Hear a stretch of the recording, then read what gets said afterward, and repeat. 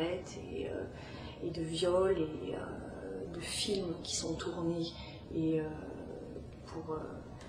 qui sont ensuite revendus à des sommes terribles à des gens qui s'échangent sous le manteau. Voilà ce qui se passe à ce genre de soirée.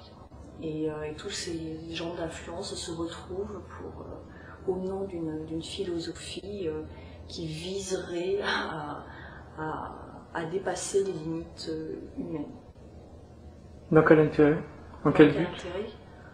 Écoutez, je crois que la psychologie de ce genre de gens est très difficile à percer, mais je pense qu'une très grande perversité morale, une perversion, une grande corruption intérieure anime les gens de pouvoir qui sont dans ce groupe.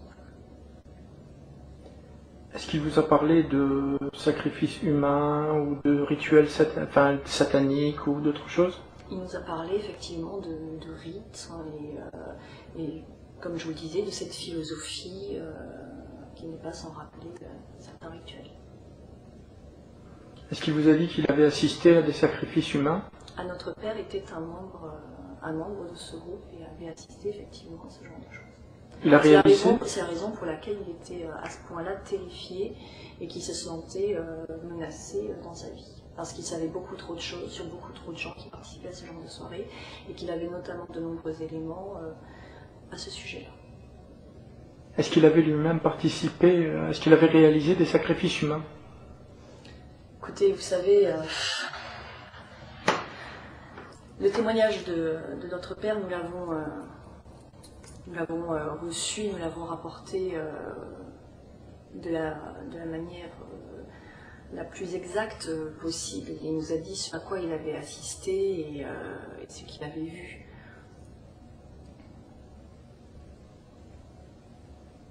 Qu'est-ce qu'il a vu? Ce que je vous décris et ce qu'il nous a décrit à mon frère et à moi. D'accord.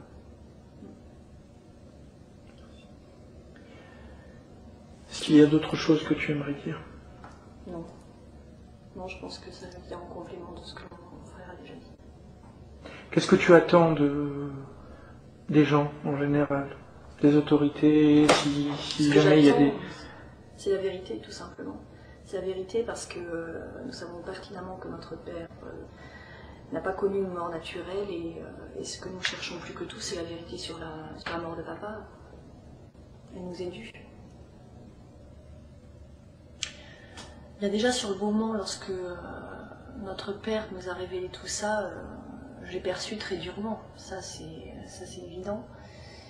Et je pense qu'aujourd'hui, le fait de le révéler publiquement peut réellement nous aider à découvrir la vérité.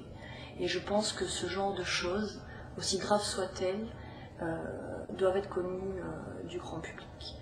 Et les gens doivent savoir ce qui se passe dans les coulisses de la société. Les gens doivent savoir ce que les gens de pouvoir et les gens d'influence que l'on dit respectables font de leur hobby. Et tout cela ne doit pas rester secret, doit être révélé au grand jour. Donc j'aspire à un grand souffle de vérité.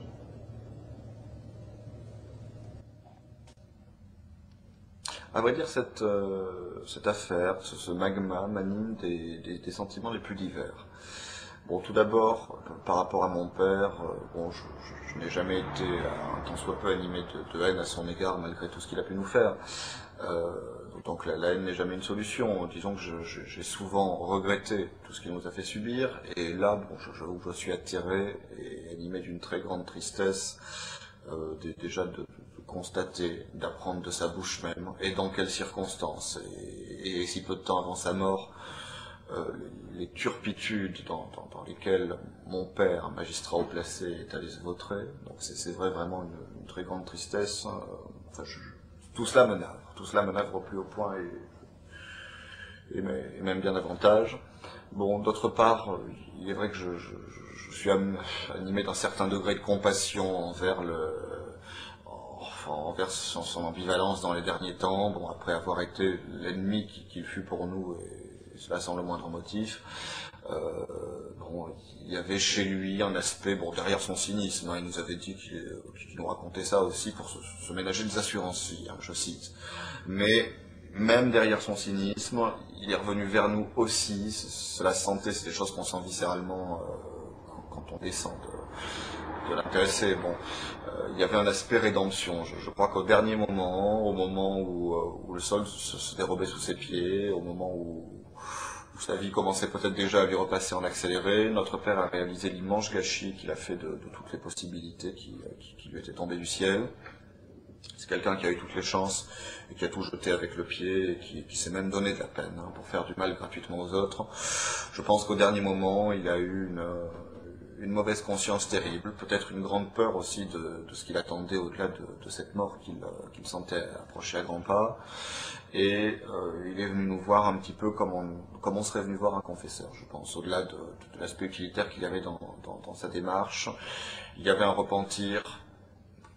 On peut douter de sa sincérité. Qui sait ce qu'il serait arrivé d'ailleurs si la situation s'était rétablie dans son état antérieur. Peut-être que nous aurions eu de nouveau un ennemi face à nous. Mais il y avait en tout cas une sincérité du moment, une quête de rédemption dans ces dernières confessions d'un homme qui a contemplé l'abîme et qui se retrouve poussé par-dessus le bord par ses compagnons de route lors de ces dernières années dans ces explorations abyssales je pense, des profondeurs du mal dont peut être capable l'être humain. Je pense que ces gens-là, si vous voulez, très imbus de leur pouvoir, finissent par se prendre pour des demi-dieux et plus du tout pour des humains, pour des gens qui n'ont plus à respecter aucune règle, et qui n'ont plus qu'à explorer l'étendue de leur pouvoir et des turpitudes et des abus qu'ils peuvent se permettre, comme s'il y avait une espèce de course vers le pire, de record à battre en la matière. Il semble que notre père était bien placé dans cette course. Bon, et puis d'autre part, d'un point de vue plus général, ça, il s'agit des sentiments finalement personnels, de regret face à tout ce gâchis, à notre sujet. Je pense aux victimes, bien entendu, enfin à ce système de mort, à cette expression d'un véritable système de mort dont notre père était partie intégrante. Et puis de manière générale, je suis animé aussi d'autres sentiments sur un plan plus général. Tout d'abord un sentiment de révolte. J'aimerais bien qu'on m'explique comment un dixième, comment un centième de tout cela peut se produire dans un état de droit soi-disant, dans une démocratie soi-disant, à moins qu'on nous ait menti. Je pense à nos droits les plus fondamentaux, qui sont le droit de résistance à l'oppression. Eh bien, je pense que c'est un droit qu'il serait temps de mettre en œuvre. Le peuple français a déjà montré ce qu'il pensait de la tyrannie. Je pense qu'il y a une tyrannie qui ne dit pas son nom, qui s'est déjà installée, qui persiste à s'installer. Les juges ont un pouvoir exorbitant qui n'est contrebalancé par aucune responsabilité. Comme tout citoyen, les juges doivent être responsables, au civil comme au pénal, de leurs actes, de leurs erreurs. Doivent payer avec leurs biens personnels, les victimes ne sont pas indemnisées avec nos impôts.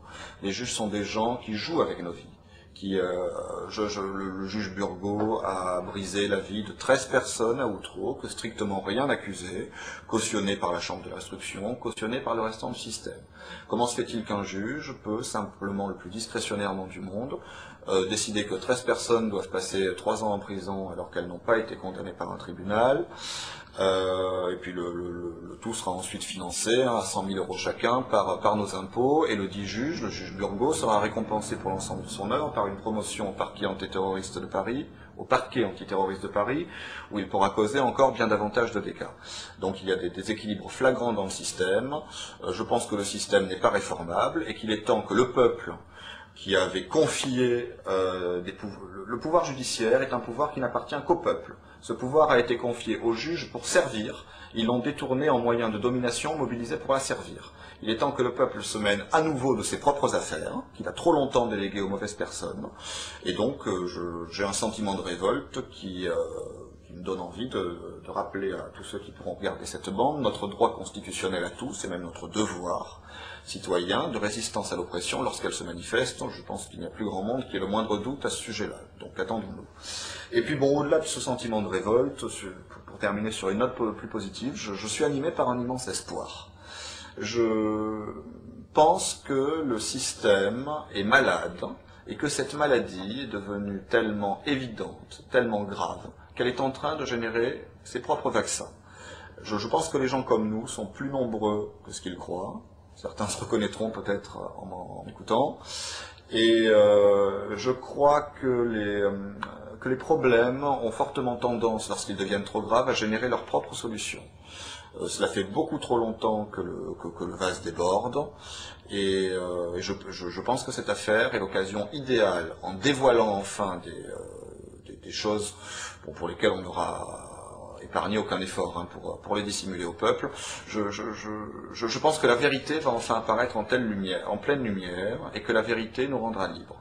Ce que je crois, c'est que notre société est devenue un théâtre d'ombre, est devenue le lieu d'une imposture.